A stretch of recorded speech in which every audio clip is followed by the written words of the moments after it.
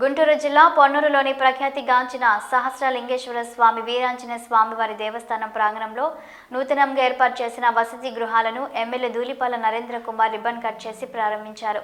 ఈ సందర్భంగా ఎమ్మెల్యే ధూళిపాల నరేంద్ర కుమార్ మాట్లాడారు. దేవాలయాలు ప్రశాంతతకు భక్తికి నిలయాలని, అలాంటి దేవాలయాలలో గత ప్రభుత్వంలో పొన్నూరు నియోజకవర్గంలో అనేక రాజకీయ సంఘ వ్యతిరేక కార్యక్రమాలు జరిగాయని విమర్శించారు. దేవాలయాల అభివృద్ధి పేరుతో లెక్కపత్రం లేకుండా కోట్ల రూపాయలు వసూలు చేసి సొంతానికి వినియోగించుకున్నారని దుయ్యబట్టారు.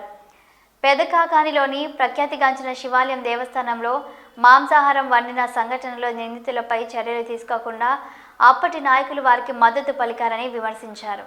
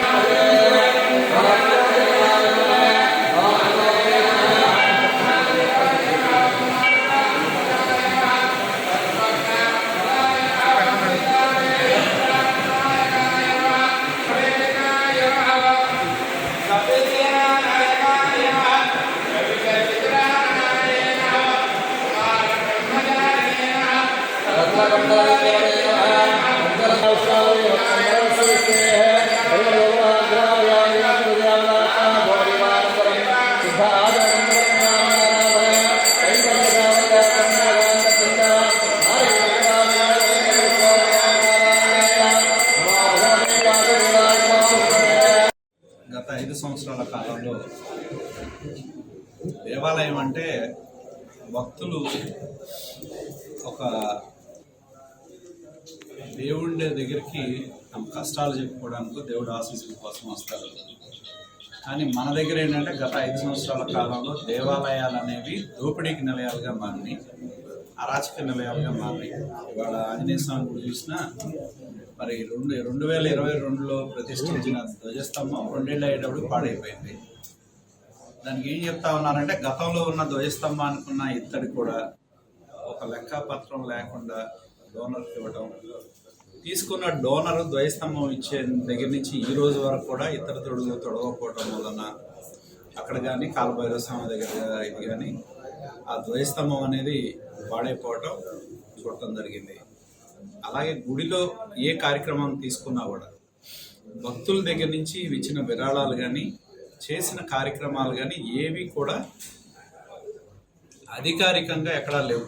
భక్తులు ఎంత ఇచ్చారు, ఆ అభివృద్ధి కోసం ఎంత ఖర్చు పెట్టారు, ఎంత అయింది అనేది ఎక్కడా కూడా లెక్కపత్రం లేదు. గోళ్ల మీద చూసి తెలుసుకునే విధానం తప్పితే ఎక్కడా లేదు. అలాగే పెదకాకాన్ని కూడా మనం చూసాం. మేము ఆ రోజు శివాలయంలో మన మాంసాహారం వండుతున్నారని మేము గొడవ చేస్తే మా మీద ఒక కేసు పెట్టారు. శివాలయంలో గత ప్రభుత్వంలో ఉన్న మంత్రులు వాళ్ళకి సంబంధించిన వ్యక్తులకి శివాలయం నుంచి పేమెంట్లు ఇచ్చేవారు. ఆ విధంగా గుడులని వాళ్ళ యొక్క స్వప్రయోజనాల కోసమో దోపిడీ కోసమో అలవాలం అయిపోయినాయి. కొంతమంది సిబ్బంది కూడా అలానే ఉన్నారు. ఇవాళ కూడా మేము చెప్పడం జరిగింది. కొంతమంది సిబ్బంది ఎవరైతే దీనిలో భాగస్వాములు అయ్యారో వాళ్ళ మీద చర్యలు ఉంటాయి. గుడి అనేది పవిత్రంగా ఉండాలి అనేది మా లక్ష్యం.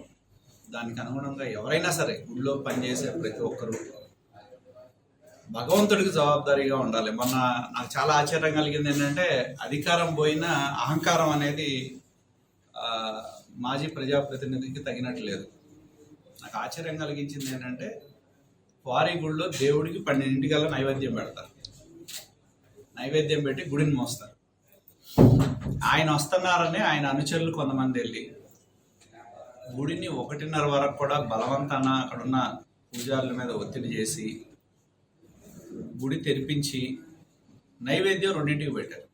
అంటే వాళ్ళ ఆలోచన ఎలా ఉందంటే దేవుడైనా మన కోసం ఎదురు చూడాలి అనే దృక్పథం ఇంకా పోయినట్టు లేదు. కానీ మేము కోరుతుంది ఒకటే, గుడిలో పనిచేసే ఎవరైనా సరే గుడికి జవాబుదారీ, దేవుడికి జవాబుదారీ, అలాగే ఎగ్జిక్యూటివ్ ఆఫీసర్లు ఉంటారు. ఏదైతే ప్రభుత్వ నియమ నిబంధనల ప్రకారం పనిచేయాల్సిన అవసరం ఉంటుంది. గుడిలో రాజకీయాలకు స్థానం ఉండదు, దోపిడీకి స్థానం లేదు, అరాచకానికి స్థానం లేదు. పవిత్రంగా ఉంచేదానికి మేము పనిచేస్తాం. ఎవరైతే అక్రమాలుగా పాల్పడ్డారో దాని మీద ఒక సమగ్రమైన విచారణ చేయమని కమిషనర్ కోరతాం. ఈ టెంపుల్లో జరిగిన అభివృద్ధి పేరు మీద జరిగిన డబ్బులు కావచ్చు, భక్తుల దగ్గర నుంచి వసూలు చేసినవి కానీ, చేసిన అభివృద్ధి కార్యక్రమాలు చేసినవి కానీ, వసూలు చేసిందంతా చేసింది ఏంటని, చేసిన పనిని మదింపు చేసే విధంగా ఒక ఎంక్వైరీని కోరతాం. అభిషేకం వివరాలను కోరటం జరిగింది. ఎందుకంటే అభిషేకానికి సంబంధించి కూడా, ఎందుకంటే ఇవాళ మనం చూస్తూ ఉన్నాం, ఇప్పుడు మనం ఒకవేళ కాళహస్తి వెళ్తే పూజా సామాగ్రితో సహా వాళ్ళే ఇస్తారు టెంపుల్ వాళ్ళు. ఇది మన రావుకేతులు పూజకి వెళ్తే. అట్లానే ఎవరైనా అభిషేకాలు వివరాలు కూడా అడిగాము. ఎందుకంటే 22 నుంచి విధానం మారింది, పాలకబోర్డు తీర్మానం చేయడం వలన చెప్పారు. కాబట్టి దాన్ని ఒకసారి ఎంతమంది చేయించుకునేవాళ్ళు ఏంటి అనేది వివరం తీసుకొని పూజారులతో కూడా యువ గారు మాట్లాడి దాన్ని ఒక విధానంలోకి తెచ్చే విధంగా చేస్తాం. మేము ఒకటే ఇక్కడ ఏంటంటే వ్యక్తుల యొక్క ఇష్టాలతో ప్రమేయం లేకుండా వ్యవస్థ నడవాలి, ఆలయ పవిత్రత కాపాడబడాలి, దేవాలయం యొక్క పవిత్రత కాపాడబడాలి. వార్తల సమాప్తం. నమస్కారం.